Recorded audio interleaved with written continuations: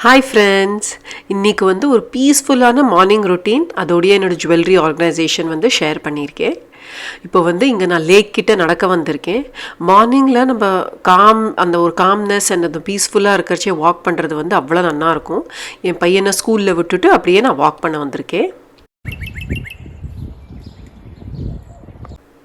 காலங்கார்த்தால் அந்த சன்ரைஸ் ஆகிற டயத்தில் நம்ம வாக்கிங் போனோன்னா அது மாதிரி ஒரு பீஸ்ஃபுல்லான ஒரு டைம் வந்து கிடையவே கிடையாது. இங்கே வந்து அப்படி பேர்ட் சவுண்ட், அதே மாதிரி இங்கே அவ்வளோ டியர் அதெல்லாம் பார்க்கறச்சே, நேச்சர் பார்க்கறச்சே நம்மளுக்கு வந்து ஒரு தனியாக ஒரு என்தூசியாசம் வரும் அந்த டேயை ஸ்டார்ட் பண்ணுறதுக்கே. வாக்கிங் முடிச்சுட்டு வந்து அப்படியே ஃப்ரெஷ் ஆகிட்டு as usual morning routine start ஆயாச்சு. நம்ம சில டைம் வந்து மோட்டிவேஷனுக்கு வந்து ஒரு மோட்டிவேஷ்னல் ஸ்பீச் கேட்போம், இல்லைனா நம்மளை விட ஏஜில் பெரிய பர்சனை வந்து நம்ம ஒரு மோட்டிவேஷனுக்கு வச்சுப்போம். ஆர் ஒரு ரொம்ப அச்சீவ் பண்ண ஒரு பர்சன் ஆர் ரொம்ப எக்ஸ்பீரியன்ஸ்ட் பர்சன் தான் நம்மளுக்கு மோட்டிவேஷன் அப்படின்னு நினச்சிப்போம்.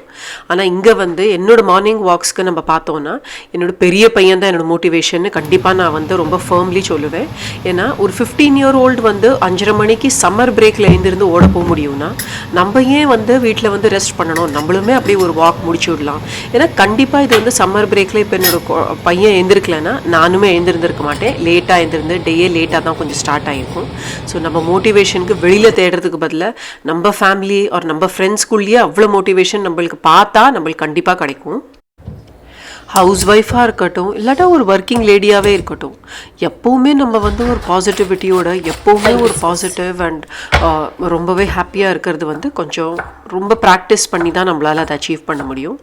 ஆனால் நெகட்டிவ் டாக், ஆனால் அந்த நெகட்டிவிட்டி அட்ராக்ட் பண்ணுறது வந்து நம்ம டக்குன்னு பண்ணிவிடுவோம். ஏன்னா நம்ம அந்த ஜோனில் ரொம்ப டக்குன்னு போயிடுவோம். அது நம்ம சப்கான்ஷியஸ் மைண்டில் அது ஓடிண்டே இருக்கும். அந்த நெகட்டிவ் டாக்கை வந்து நம்ம வந்து ஒரு பாசிட்டிவாக மாற்றி நம்மளுக்கு ஃபேவரபுளாக ஒரு மாதிரி மாற்றி நம்மளை செல்ஃப் டாக் பண்ணிட்டோன்னா நம்ம லைஃப் வந்து அவ்வளோ அட்ராக்டிவாக அவ்வளோ பாசிட்டிவாக இருக்கும்.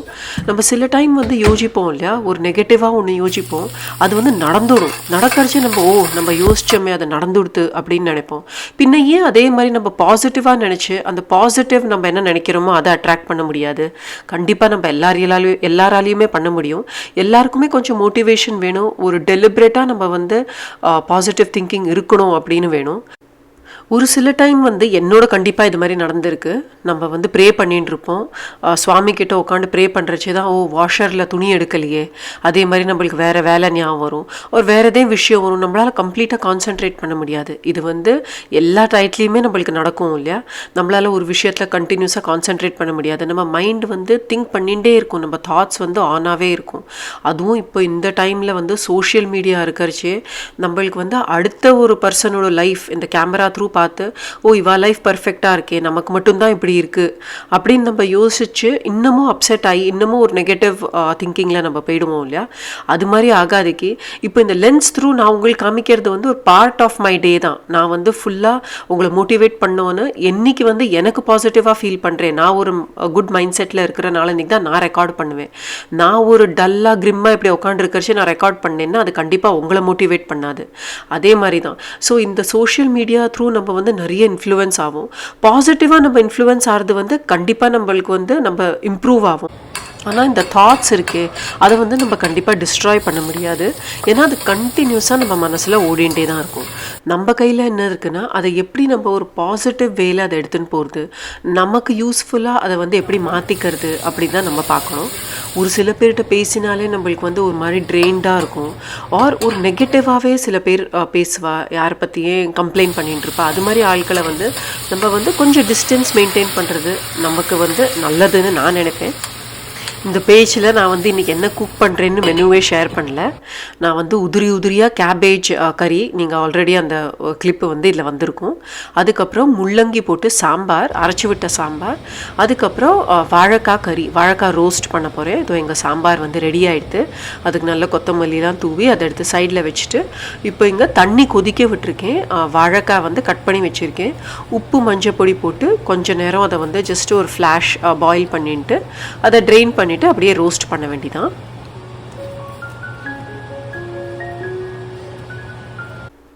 இங்கே ஒரு 5 to 7 minutes அதை பாயில் பண்ணோடனே அது கொஞ்சம் நல்லா சாஃப்டாகிட்டு இப்போ இங்கே ட்ரெயின் பண்ணிவிட்டு நான் ஒட்டின்னு இருக்கிற பீசஸ் எல்லாத்தையும் தனித்தனியாக ஆக்குறேன். ஸோ தட் நம்மளுக்கு வந்து ரோஸ்ட் பண்ணுறச்சே அவ்வளோ சூப்பர் கிறிஸ்பியாக வரும். இங்கே வந்து உப்பு போட்டு இதை பரத்தி இப்படி வச்சு நான் ரோஸ்ட் பண்ணேன். ஃபைனல் கிளிப் வந்து நான் எடுக்க மறந்துவிட்டேன். இதில் வெறும் காரப்பொடி, மஞ்சப்பொடி, உப்பு, காரப்பொடி மட்டும்தான் இதில் போட்டிருக்கேன். உங்களுக்கு வேணும்னா நீங்கள் தனியா ஜீரா பவுடர் கூட இதில் போட்டுட்டா டேஸ்ட்டாக தான் இருக்கும். ஸோ இன்றைக்கி மெனு வந்து அரைச்சி விட்ட சாம்பார், வாழைக்காய் ரோஸ்ட், அதுக்கப்புறம் கேபேஜ் கறி.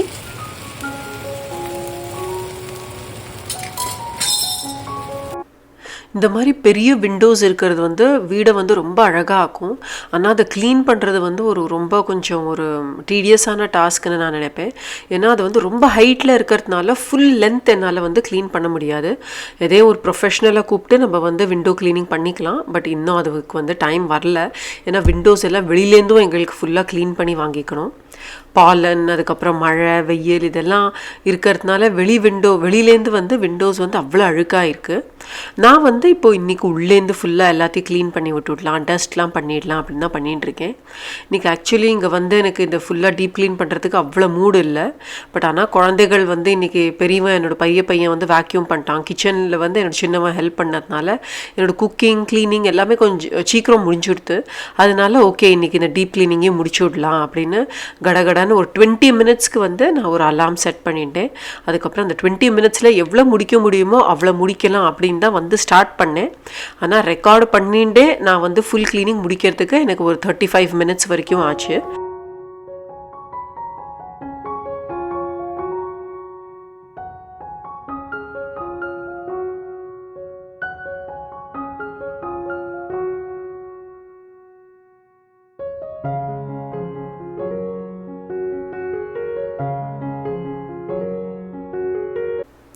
அடுத்தது வந்து இங்கே ஜுவல்லரி ஆர்கனைசேஷன் ஷேர் பண்ணுறேன்.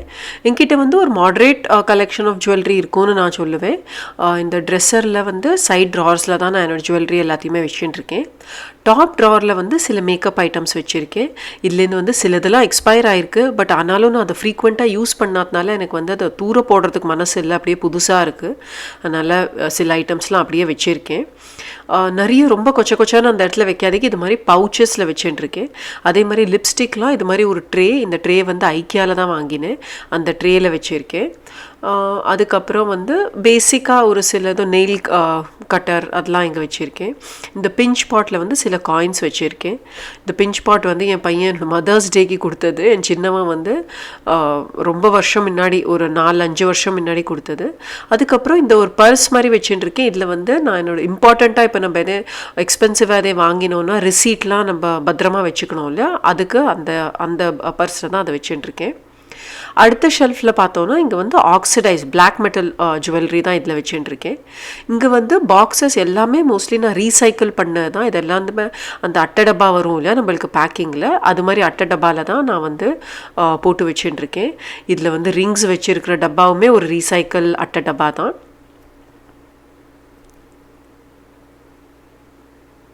சிலதெல்லாம் இது மாதிரி ஜுவல்லரி பேக் இருக்கும் இல்லையா, வெத்தலை பாக்கிலெல்லாம் சில டைம் நம்மளுக்கு கிடைக்கும். ஒரு ஜுவல்லரி செட்டே ஒரு பிளாஸ்டிக் பேக்கில் தானே வரும், அதுலேயே ஸ்டோர் பண்ணிட்டுருக்கேன். அதுக்கப்புறம் இயரிங்ஸ் வந்து ஆக்சிடைஸ் இயரிங்ஸ் வந்து தனியாக இந்த பாக்ஸில் வந்து ஸ்டோர் பண்ணியிருக்கேன். நான் வந்து ஒரு பெரிய நெக்லஸ் விட எனக்கு வந்து சங்கியாக இயரிங் போட்டுண்டு ஒரு அவுட்ஃபிட்டை கேரி பண்ணுறதுக்கு ரொம்ப பிடிக்கும். அதனால் நான் வந்து நிறைய இயரிங்ஸ் வச்சுட்டுருப்பேன். இந்த பாக்ஸில் வந்து ஒன்லி என்னோடய வந்து பிளாக் மெட்டல் ஒரு ஆக்சிடைஸ்ட் இயரிங்ஸ் மட்டும்தான் இந்த ஷெல்ஃபில் அண்ட் அந்த பாக்ஸில் அந்த இயரிங்ஸ் மட்டும்தான் வச்சுட்டுருக்கேன். அதோட அடுத்த டப்பாவில் பார்த்தோன்னா இது வந்து ஒரு லெகோ பாக்ஸ் என்னோடய குழந்தைகளோடது. அதை வந்து அவள் யூஸ் பண்ணலனால அதுலேயும் ஜுவல்லரி ஆர்கனைஸ் பண்ணியிருக்கேன். இதில் வந்து மோஸ்ட்லி எல்லாம் நம்ம இண்டியனைஸ் ஜுவல்லரி இயரிங்கோடு இருக்கும் இல்லையா, அது மாதிரி செட் ஜுவல்லரி தான் வச்சுருக்கேன். இந்த பாக்ஸில் வந்து ஒரு இண்டியன் இயரிங் செட், நம்ம ஜும்கா, அதுக்கப்புறம் ஒரு கோல்டு அண்ட் மோத்திலாம் வச்சு இயரிங்ஸ் இருக்கும் இல்லையா, அது மாதிரி இதில் ஸ்டோர் பண்ணிட்டுருக்கேன். இந்த ஷெல்ஃப்லேயே பக்கத்தில் பார்த்தோன்னா ஒரு பேக்கில் வந்து எல்லா பொட்டு வெரைட்டியும் இந்த பேக்லேயே வச்சுட்டுருக்கேன். ஸோ தட் ஈஸியாக ஒரே இதுலேருந்து ஆக்சஸ் பண்ண முடியும்.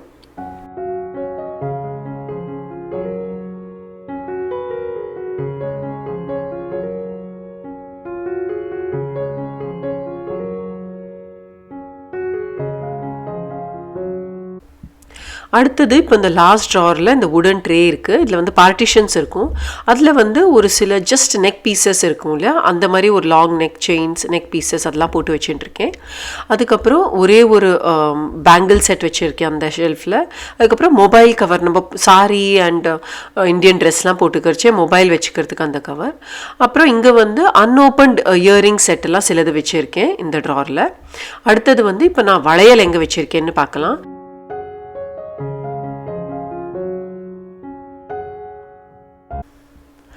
இது மாதிரி ஐக்கியா பாக்ஸ் இருக்குது. இது வந்து ஒரு கார்ட்போர்ட் பாக்ஸ் தான், பட் கொஞ்சம் ஸ்டடியாக இருக்கும்.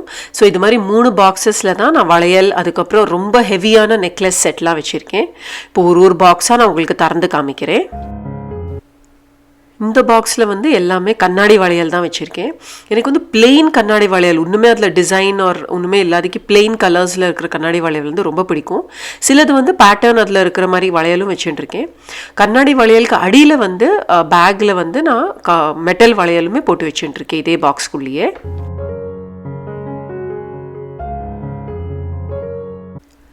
இந்த அடுத்த பாக்ஸ்லேயும் வளையல் தான் வச்சுருக்கேன். பட் ஆனால் இதில் வந்து வேறு வெரைட்டி, ஒரு பிளாக் மெட்டல், அதே மாதிரி ஜர்தோசி, கல் வச்சது, மோத்தி வச்சது, அது மாதிரி வளையல்லாம் இந்த டப்பாவில் போட்டு வச்சுட்டுருக்கேன். அதுக்கப்புறம் இந்த கடைசி பாக்ஸில் வந்து நான் கல்யாண டயத்தில் வாங்கிட்ட ஒரு சில ரொம்ப ஹெவியான நெக்லஸ் செட்லாம் வச்சுருக்கேன்.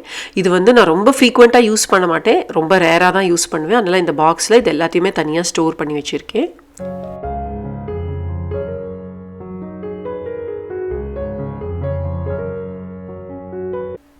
இப்போ இங்கே வந்து ஒரு குயிக்கான ஒரு ஸ்நாக், எஸ்பெஷலி நம்மளுக்கு அந்த ஈவினிங் டயத்தில் பசிக்கிறதுக்கு ஒரு குயிக்காக ஒரு ஹெல்தி ஸ்நாக் காமிக்கிறேன். இங்கே வந்து நான் வந்து போஹா எடுத்துட்டுருக்கேன். ஆனால் இது வந்து ரொம்ப தின் போஹா எடுத்துக்கணும். அப்போ தான் இதில் வந்து அந்த சூடா மிக்சர் மாதிரி பண்ணுறச்சு அது நல்லாயிருக்கும். அதை வந்து லோ ஃப்ளேமில் கொஞ்சமாக இப்படி கரண்டி யூஸ் பண்ணாதக்கு கையாலேயே இப்படி நல்லா கிறிஸ்பாகிற வரைக்கும் அதை வறுத்துக்கணும். அதுக்கப்புறம் இங்கே எங்கிட்ட மக்கானா இருந்ததுனால கொஞ்சோண்டு மக்கானாவையும் நான் போட்டு நல்லா ரோஸ்ட் பண்ணிக்க போகிறேன். அடுத்தது வந்து கொஞ்சமாக எண்ணெய் விட்டுண்டு ஒரு 3 டேபிள் ஸ்பூன் இங்கே நான் எண்ணெய் விட்டுருக்கேன். இந்த டோட்டல் ஸ்நாக்கே ஒரு 3 டேபிள் ஸ்பூன் எண்ணெய் போகும். அதில் கொஞ்சமாக பீனட், அது நல்லா வந்த அப்புறம் இங்கே வந்து பொட்டுக்கடலை போட்டுட்டு அதையும் ஒரு 20 to 30 செகண்ட்ஸ் ரோஸ்ட் பண்ணிக்கலாம். அதுக்கப்புறம் இங்கே வந்து கொஞ்சமாக நான் ரீசன்ஸ் போட்டிருக்கேன். இது வந்து ஆப்ஷனல், ஒரு ஸ்வீட்னஸ் இருக்கும். ஸ்லைட்டாக அது பொரிஞ்சு வந்தோடனே டக்குன்னு அதை எடுத்தோடனே இல்லை கசந்து போயிடும். அதுக்கப்புறம் அந்த இருக்கிற பாக்கி எண்ணெயிலேயே ஒரே ஒரு குட்டி ஸ்பூன் கடுகு போட்டுண்டு அதை நல்லா வெடிச்ச அப்புறம் ஒரு 7 to 8 குட்டி பல்லு பூண்டு வந்து நல்லா சதைச்சி வச்சுட்டுருக்கேன் தோலியோட. அவ்வளோ டேஸ்ட்டாக இருக்கும் தோலியோட போடுறச்சு. அதை வந்து நல்லா வதக்கிக்கலாம் ஒரு கோல்டன் ப்ரௌன் ஆற வரைக்கும். அதுக்கப்புறம் அதில் கருவேப்பில்லை, மஞ்சப்பொடி இது எல்லாத்தையும் போட்டுண்டு நம்ம ஆல்ரெடி வறுத்து வச்சுருக்கிற எல்லா ஐட்டமையும் இதில் போட்டு கலர வேண்டிதான். இப்போ இதில் வந்து நம்மளுக்கு வேணுங்கிற அளவு உப்பு, காரப்பொடி, நீங்கள் வேணுன்னா பச்சை மிளகா கூட தாளிச்சு கொட்டுறதுல போட்டுக்கலாம். அதுக்கப்புறம் கொஞ்சமாக சுகர், ஸ்லைட்டாக சுகர் போட்டுண்டு நல்லா லோ ஃப்ளேம்லேயே தான் இது எல்லாமே பண்ணணும். ரோஸ்ட் பண்ணிட்டோம்னா அவ்வளோ சூப்பர் எம்மியான ஸ்நாக் ரெடி ஆகிடும். கண்டிப்பாக இந்த வீடியோ உங்கள் எல்லாருக்குமே பிடிச்சிருக்குன்னு நான் நினைக்கிறேன். உங்கள் எல்லாரையும் அடுத்த வீடியோவில் பார்க்குற வரைக்கும் டேக் கேர். Bye-bye.